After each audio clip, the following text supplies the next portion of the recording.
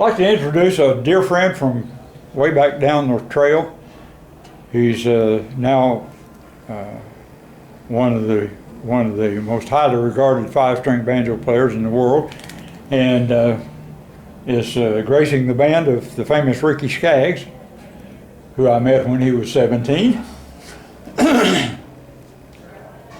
So this young man comes from eastern Pennsylvania, and met him through his dad, who collaborated with me on several banjo projects, and is an absolutely marvelous craftsman in his own right, and is now retired from his old groundwater quality control job, and now doing what he's really good at. That's right. Which is engraving metal, engraving pearl, cutting pearl, carving heels, carving anything. He's just an incredibly good craftsman, and his name's Glenn Carson, and Glenn and his wife Patty had this young man who I'm introducing you to, and he's one of those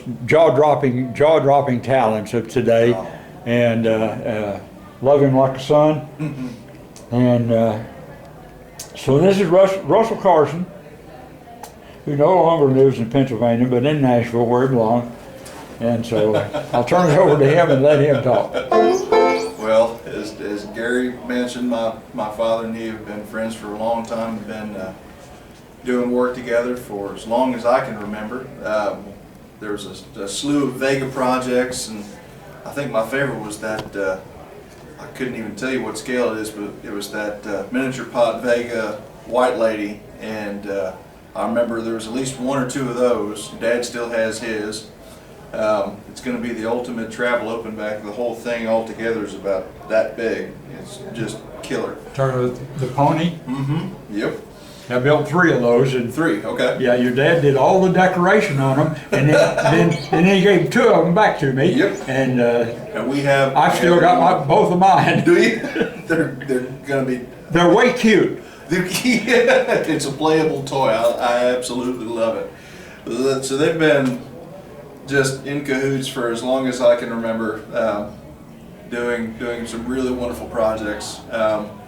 And the first time that I truly met Gary was on our family's road trip in 2005. We went across the country. My father, as Gary mentioned, did environmental cleanup work, and because of his time away from home, that afforded him the ability to have a month-long sabbatical. So I consider myself very fortunate as one of the last younger people to truly have an analog childhood. So we got a newer to us van and just set out for a month. And I sat in the back seat of a van for a month with my parents, and we drove several thousand miles from Pennsylvania straight across. Our first stop was Own Banjo in Boulder, and we went and saw just about all the main notable national parks, ended up at the tip of Washington and down the California coast. And then on the way home, we stopped in Jones, Oklahoma to see Gary Price. And me and Gary hit it off immediately because he had 3 old conversion Gibsons in a corner and said, "Pick one." And I stayed out in his fifth wheel in one of his outbuildings, and I stayed up until the wee hours of the night until I couldn't see straight playing banjo. And it was wonderful. And then, of course, when I started touring around 2010, I needed a flight case, so I went to Gary and got one of his flying wedges, and still have it. It's covered in stickers. The stickers are structural, I think, at this point. And just a wonderful friendship. And just, this is the first Banjothon I've been able to go to. And who should I trip over first through the door but Gary. So that was wonderful. A wonderful, wonderful surprise. And I'm glad to be one of his second victim today here on camera. So Gary just handed me this. What's the number in this particular 3, Gary? That's 20-12. Okay. And it was listed in Tom Biggs's list of pre-war Gibsons as a resonator only. Okay. So I thought it was an orphan, and when I do my own video on these two banjos that you're going to play, that I call the rejoined twins, I will explain that in boring detail for hours and hours. And but this is the one that came to a previous Banjothon, dubbed the RB-3.5. Okay. Okay. And so when Melvin Cumbie played it, and Jim Mills and Jerry Keys and some others, a lot of people played this banjo. But that's all part of the story about the rejoined twins. Yeah. So, but anyway, there's a previous video that I think it did in 2016. Sammy Sheeler playing the 116-5, and the next video on the channel is playing this banjo, and I swear you can't tell them apart.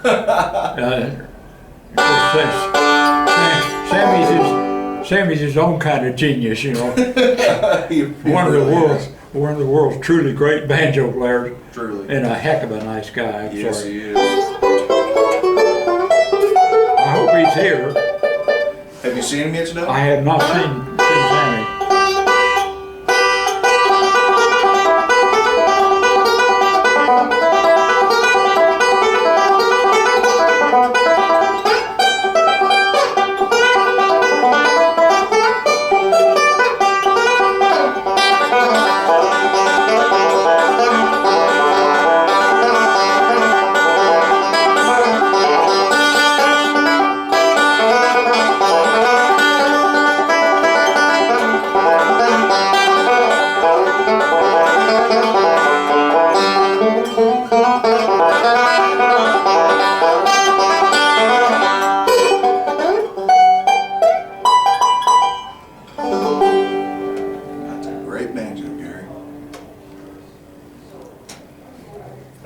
Swap out and grab the other one? Okay, here.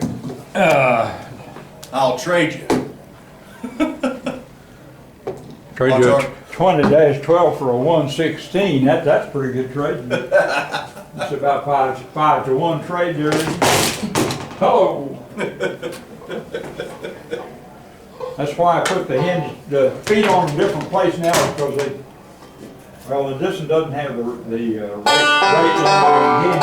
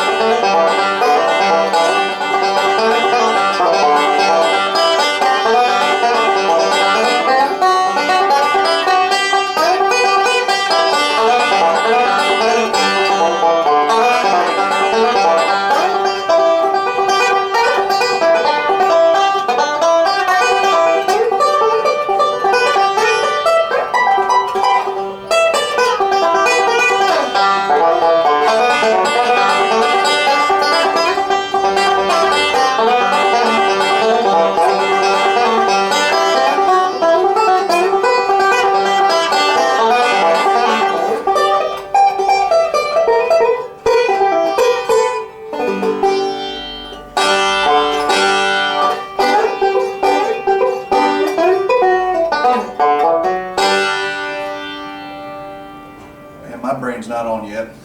That's great. Banjo's definitely better than the player. You know what, Gary? I think between the two, they're really close, but I think this one just by a little bit, sitting behind it anyway. It just, well, I don't know if it's because of this or what it is, but no.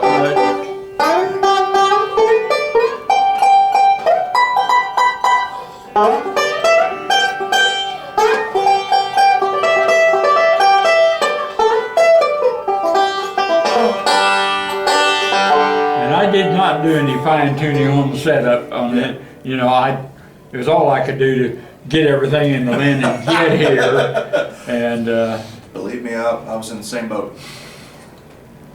And I left a few things. I stayed at a buddy's house, and I didn't know, like I said, this is the first time, so I didn't know about leaving stuff places. But if I would have known you were going to be here, I would have brought another one. I've got the Vega Deluxe that Dad did for Reed Martin. I'm borrowing it from Dad. I strong-armed it away from him, and my God, it's Dad's masterpiece. It's this finest I thing think what's kind of tragic is so few people know who Reed Martin was. He was one of the most astonishing banjo players, because he must have played 15 or 20 different styles of old-time banjo, and had hands like Primo Carnera, way too big for a banjo player. Well, and then all that aside, he could play Flint Hill Special, but he couldn't find finger picks big enough. You ever hear him play Scruggs? No. He could play Flint Hill. He could play all the tuner tunes. Well, but all he did. Yeah, while you got your picks off, show them a little of your best Reed Martin kind of stuff. Well, we'll stay in G.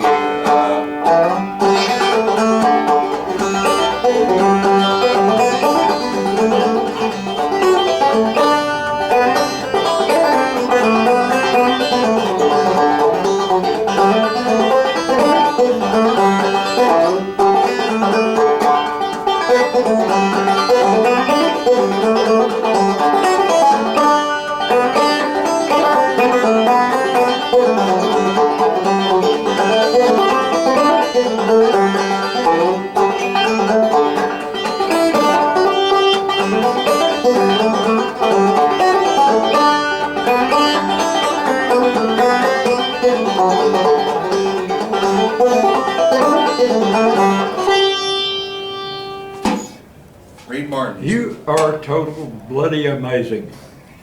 You have channeled Reed Martin, and didn't look weird doing it. That's all I listened to. Enormous hands. Well, and so do I. but with the delicate sensitivity of a neurosurgeon, like the. You remember, I had the good fortune to stay over in Cabin with Ian Bard, and they had a commitment to go hear a seldom seen reunion. Yeah. Of course, Duffy was gone, so Larry Stevenson played all Duffy's parts. Mm-hmm.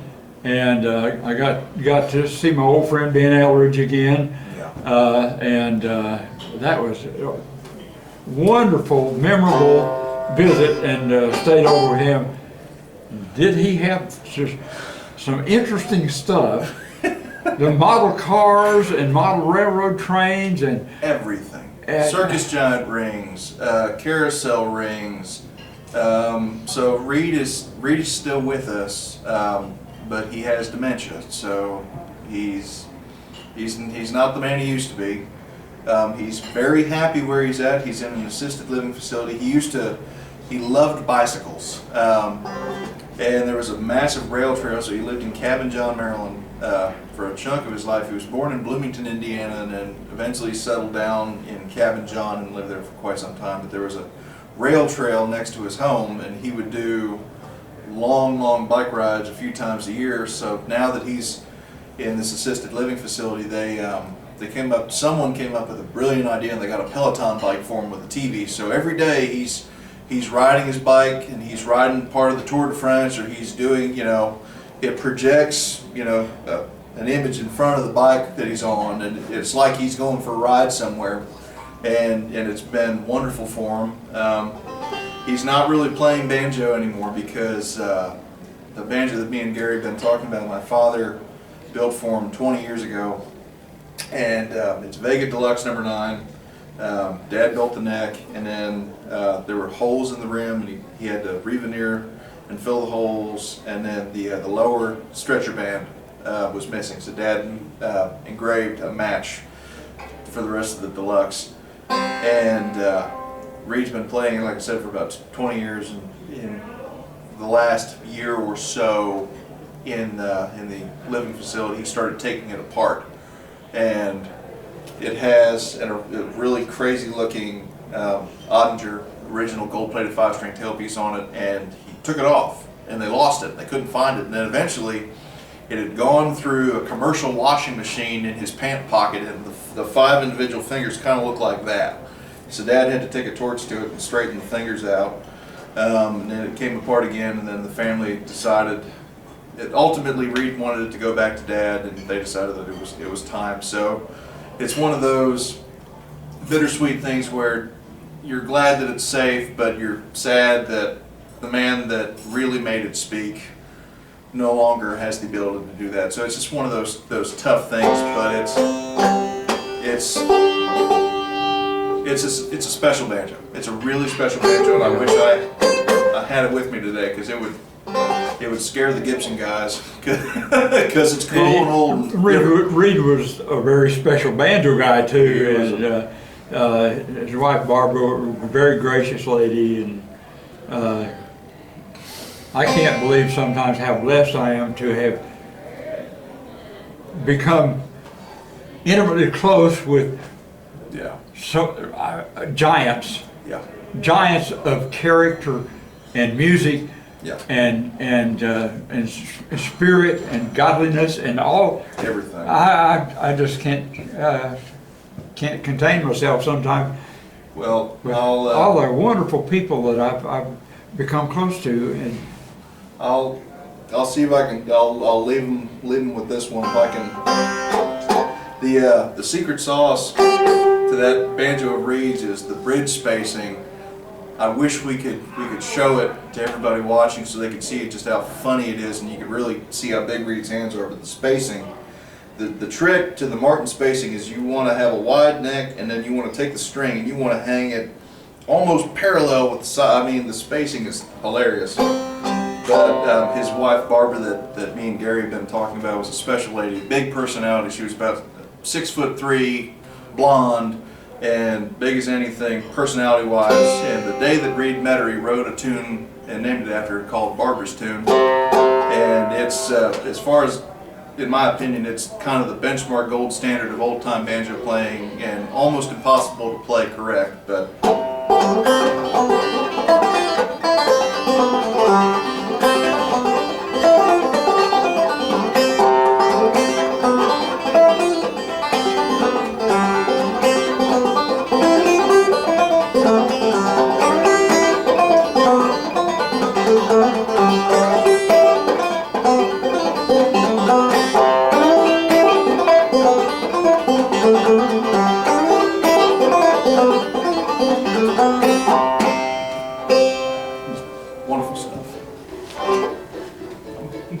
that's the great Russell Carson.